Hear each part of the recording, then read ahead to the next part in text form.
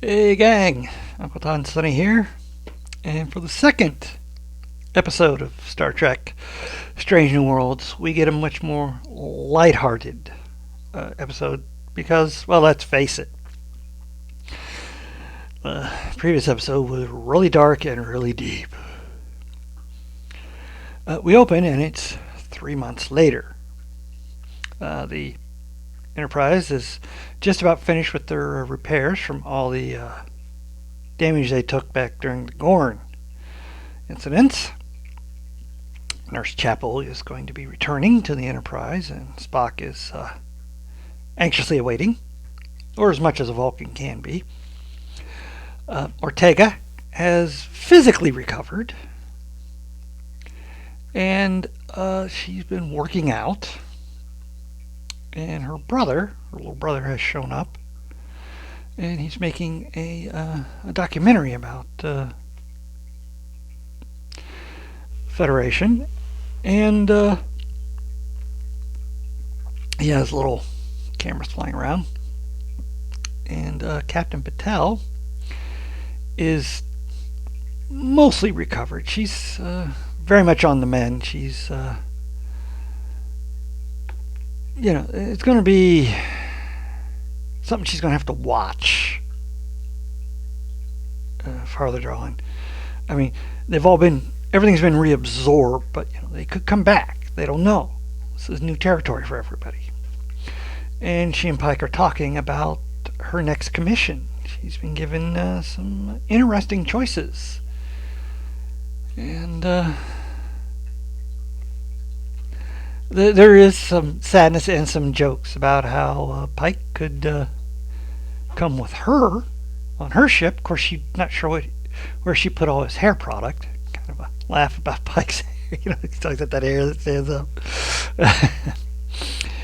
Anyways, Nurse Chappell arrives with a man. Professor Corby. The man she spent the last 3 months studying under. He's her date at the Federation Centennial celebration. Oh, that hit Spock hard. But he gives her a present he picked out of a book with that she would like. Cost prohibitive book. It's an antique. The drawings alone are priceless. Chappell's not sure she should accept it, but you can't return a gift. Spock's very adamant about that. Of course, this means all the dance lessons he took from La'an are meaningless now. He's not going to be dancing with Chappell.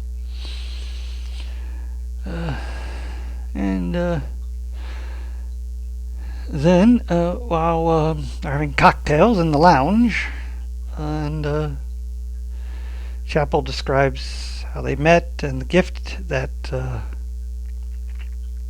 Corby gave her, and it's obvious they are in a relationship now. Spock's very depressed. And this Vulcan bartender comes up to him. Now, Spock sees him as Vulcan. We see him as someone else. He looks very familiar to original series fans. I guessed immediately. It's Trelane. And yeah, it's Trelane. Everybody knows it's Trelane. And he gives Spock a drink that will give him what he's always wanted. Well, sounds okay to Spock. And so he takes the drink. The next morning, he wakes up in bed next to Christine. They're getting married tomorrow. And today's the day of the wedding rehearsal.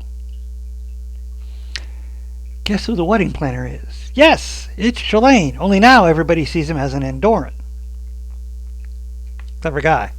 This also works in the continuity as Spock not recognizing Trelane when he met him on the original series. So. And there's some little bits of things going wrong. The cakes aren't good. Chappell's mother's flowers are wilted. The wedding planner fixes them all, which upsets Corby, who keeps trying to talk to Christine and keeps getting blocked by the wedding planner. Then Spock sees Corby breaking into his quarters, so he follows him in. What are you doing? I was deleting your marriage vows. Why? And Corby explains. This isn't right. This isn't real. Spock and Christine should not be getting married. When he beamed aboard the previous day, he and Chappell were a couple. There was no wedding. There was the Federation celebration. Something is going on. Spock says, don't be ridiculous. Are you suffering from some kind of mental aberration? And Corby just starts laying into all the romantic stuff he and Christine done, which brings out Spock's human emotions. And he punches Corby. Knocks him flat. And then he remembers.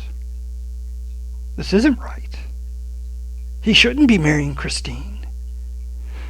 So when he wakes up, he and Corby discuss, and they shoot back and forth different ideas. Nope, they're not in an alternate dimension.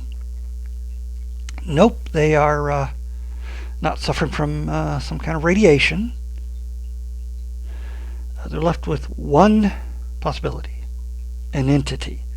They're going to have to do a scan to see if there's an entity on board no one is aware of. As they're leaving, the wedding planner comes in and insults Corby.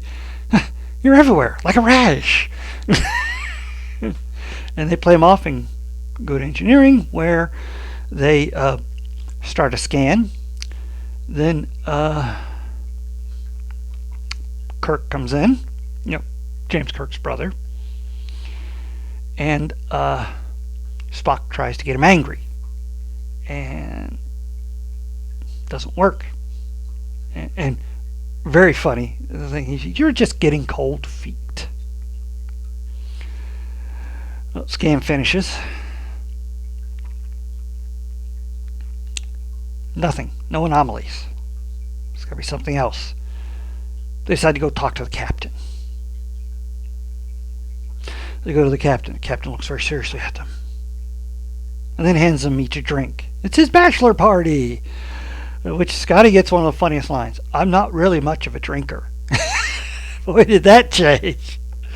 And again, Spock tries to tell everyone. No, it's just not working. Yep, you were right, Kirk. Cold feet. Oh, this is getting frustrating. And then Pike talks about how the whole planning is going. You've got the guests, the crew, everything, and they take that list and they go through the computer and eliminate everyone who is not registered guest, crew member. Only one. Spock's like, of course, hiding in plain sight. And they go to the empty cocktail lounge, where there's Trelane, and they say they know what's going on, and they want him to stop. And he says, no, I'm having fun. If you make me stop, there'll be consequences. Snaps his fingers, and the whole ship starts shaking. And then everything goes black. Spock wakes up with Trelane, who's going, wakey, wakey, Mr. Spock, and lets him know. If he doesn't go through with the wedding, or tries to stop it in any way, he'll just kill everyone on the ship. And to prove his point, he shrinks Spock into a glass, and then brings him back out. So they go to the wedding, which Trelane is presiding over. And as they're going through his dearly beloved and all that, Corby jumps in and goes, I object. We're not there yet. I don't care. This is not right. And Trelane turns him into a dog, which everyone just accepts. And then he looks at Spock. Okay, Spock. No tricks. So Spock gives his wedding vows, and as he's talking, he's bringing up things about Corby, things she would hit with, and it breaks her out of it because the only emotion stronger than anger is love, and they've figured out strong emotions are what breaks this cycle. Train is ticked, and he's just going to wipe everybody out, and he berates everybody, and then this huge blue mist thing appears before him, and he starts being chastised by it. It sounds familiar. It's John DeLacy, Q, which means Trelane is Q Jr. Remember? Got introduced in Voyager? And everybody realizes he's a child. And he's like, you've had your fun. Release everybody. We're going. You never let me have any fun. He stamps his feet. He returns everyone to normal. And they, Christine asks him, why? Why did you do all this? And he points at Corby. He's like, him. I saw him there digging up our old bones and things from our old planet, our artifacts. So smug about it. He irritated me. And Spock goes, well, I can certainly understand that. Corby irritates him too. And he takes his leave. And then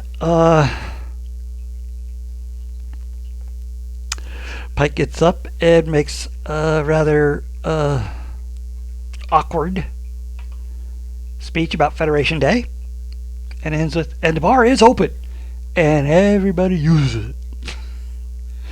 And we get a funny bit where the bartender is the same kind of alien that was one of the helmsmen on the animated series, with the 3 arms. And she makes a drink and tells the doctor and Scotty, you don't want this one. It'd eat through your intestines, through your lower extremities, maybe even the floor underneath you. So they ask for 2 Guinnesses. And she gives them Guinnesses that have this much foam. And the guys on Rockstars that do the ups and downs, oh my God, they went into a fit because they're Irish about, the ratio of foam to liquid.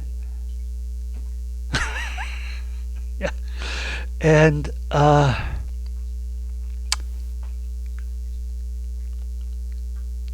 Uhura and Ortega's brother, they're getting kind of close, flirty, and they know it irritates Ortega. So they're going to do it even more. But they generally do seem to like each other. And Chappell and Corby decide never to speak of this again. And they go and they dance. And it's kind of bittersweet for, an old fan like me, because I remember what happened to Corby in the original series. And if you don't know, go look up What Little Girls Are Made Of episode. Anyways, Luann comes up to Spock and she convinces him to dance. It'd be a shame for the lessons to go to waste. And this is not romantic. This is more of a friendship thing between them. She has a very stoic outward personality, and Spock being a Vulcan, So, but they do have a certain connection that way. And then, of course, that one song that always plays at weddings now, Wham's Wake Me Up Before You Go-Go plays, and everybody hits the dance floor. Except for Ortega, who leaves, goes back to her gym, and starts pounding the sandbag, or the body bag. And then when she looks in the window outside at the space behind her, she sees a phantom of of Gorn, so she's still got some heavy PTSD that she's dealing with.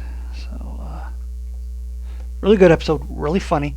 Love the return of Trelane, and loved Delancey coming in to play Q as Trelane's father.